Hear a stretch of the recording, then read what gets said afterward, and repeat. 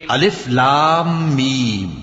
کیا لوگ یہ خیال کیے ہوئے ہیں کہ صرف یہ کہنے سے کہ ہم ایمان لے آئے چھوڑ دیے جائیں گے اور ان کی آزمائش نہیں کی جائے گی؟ اور جو لوگ ان سے پہلے ہو چکے ہیں ہم نے ان کو بھی آزمایا تھا اور ان کو بھی آزمائیں گے، سو اللہ ان کو ضرور معلوم کرے گا جو اپنے ایمان میں سچے ہیں اور ان کو بھی جو جھوٹے ہیں۔ کیا وہ لوگ جو برے کام کرتے ہیں یہ سمجھے ہوئے ہیں کہ یہ ہمارے قابو سے نکل جائیں گے؟